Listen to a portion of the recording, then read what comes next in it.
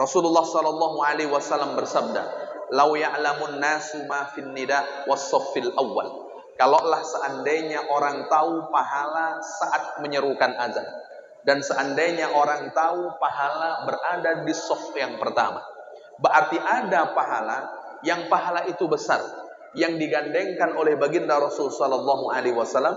Yang pertama, mengumandangkan azan. Kan mengumandangkan azan ini tak semua orang bisa melakukannya, karena sudah ditugaskan sejak masa Rasulullah, juga sudah ditugaskan sahabat yang khusus mengumandangkan azan.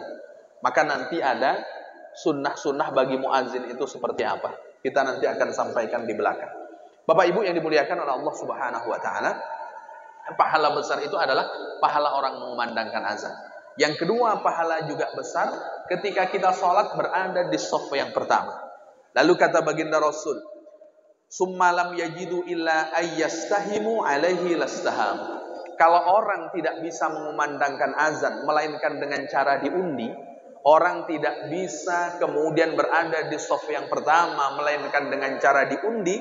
Kalau seandainya mereka tahu tentang pahala keduanya, meskipun mereka menunggu untuk mendapatkan undian itu, mereka akan melakukannya. Begitulah besarnya berada di shaf yang pertama dan mengumandangkan azan.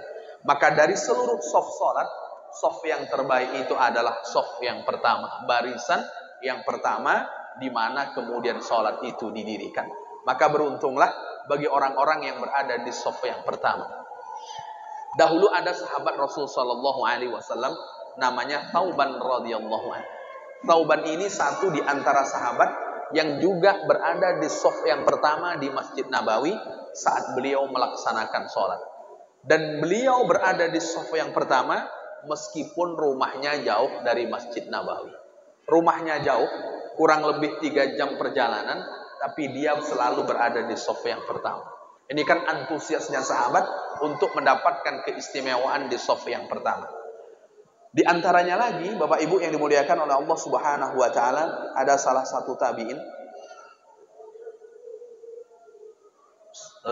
Sayyidina Musayyab. Itu Sa'id bin Musayyab.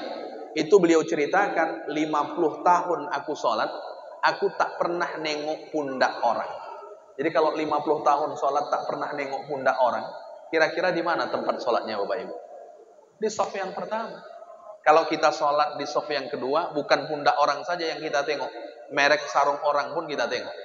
Tulisan kaos orang yang ada di depan kita pun kadang terbaca. Tapi beliau, Bapak Ibu yang dimuliakan oleh Allah Subhanahu wa taala, selalu berada di shaf yang pertama. Dan 30 tahun dari 50 tahun ini, dia sudah duduk di masjid sebelum azan berkumandang. Sebelum azan berkumandang.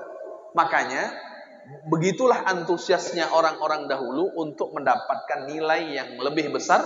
Di antaranya dalam shaf salat itu adalah di shaf yang pertama. Maka kalau kita punya kesempatan berada di shaf yang pertama, datanglah di shaf yang pertama itu. Karena pahala tidak akan nampak kalau toh Allah tampakkan cepat, ketika nyawa akan terpisah dengan raga. Itu pun orang-orang yang Allah Subhanahu wa taala pilih. Maka orang yang Allah Subhanahu wa taala tampakkan rekening pahalanya, di antaranya adalah orang-orang yang istiqamah. Maka Allah Subhanahu wa taala sebutkan dalam surat Fussilat ayat yang ke-30, "Innalladzina qalu rabbunallah tsumma istaqamu tatanazzalu 'alaihimul malaikatu alla takhafu wa la tahzanu." Sesungguhnya orang-orang yang mengatakan Tuhan kami adalah Allah, kemudian mereka istiqamah, tatanazzalu 'alaihimul malaikah, Allah akan turunkan para malaikat. Kapan Allah menurunkan malaikat? Indal mauti, ketika dia akan meninggal. Sebelum Allah kirimkan malaikat pencabut nyawa, Allah kirimkan para malaikat yang lain. Kenapa Allah kirimkan para malaikat yang lain? Untuk membisikkan 2 hal. Yang pertama, jangan takut. Yang kedua, jangan sedih. Jangan takut ini Bapak Ibu, dalam keterangan tafsir, mimma tuqaddimunahu, jangan takut dengan apa yang sudah engkau persembahkan.